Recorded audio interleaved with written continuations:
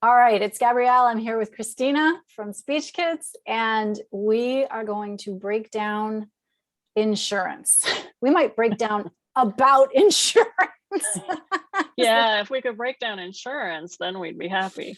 Oh my God. Okay, so let's talk about speech therapy and insurance reimbursement. Okay. It is not a pretty picture. I want to tell you one thing first, which I think you do know this, Christina, which is speech therapy does not have, has hardly any time-based codes. And what that means is that the insurance companies decide kind of unilaterally how much to reimburse, what cost they're going to reimburse at. And no matter how long the session is, it's reimbursed at the same rate. So if I do an hour-long session, it's reimbursed at the same rate as a 30-minute session. I do think that the sessions are pegged to a 30-minute session. In other words, the reimbursement rate is pegged to a 30-minute session. Having said that, particularly in the Washington, D.C. area, that rate is very, very low, the rate that the insurance will pay. I can attest to the fact that every single insurance is completely different. And it depends on your plan. So this is the other thing, right? You've got the insurance company writ large, but that insurance company may have policies about speech therapy and what they cover and what they don't cover.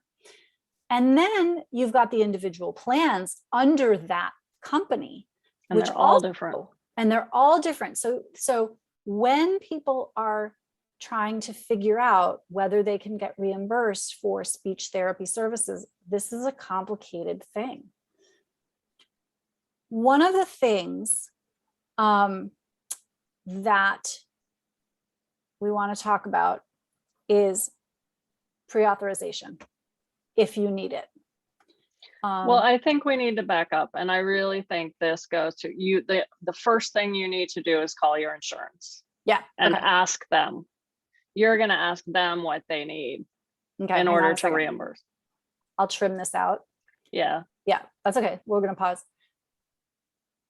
So Christina, what's like the first thing that people need to do when they're trying to figure out if they can get reimbursed by insurance? Well, the first thing I tell parents is that we do not work directly with insurance. SpeechKids is an out-of-network provider. So most of our clients submit themselves for reimbursement. Every single insurance, in my experience, is completely different. So you really have to get on the phone with your insurance company and ask them directly, do you reimburse, and get your pen and write this down, do you reimburse for out-of-network, outpatient speech therapy services? Okay, so you ask them that, but then based on whether they say yes or no. If they say yes, because not all do reimburse at all. If they say, yes, we reimburse, you then want to ask them a host of other questions. You want to know what they need in order to reimburse, and you want to know as specifically as possible what they need in order to reimburse. Do they require pre-authorization? This is a big one because by virtue of the fact that it's called pre-authorization, you need it before the first session.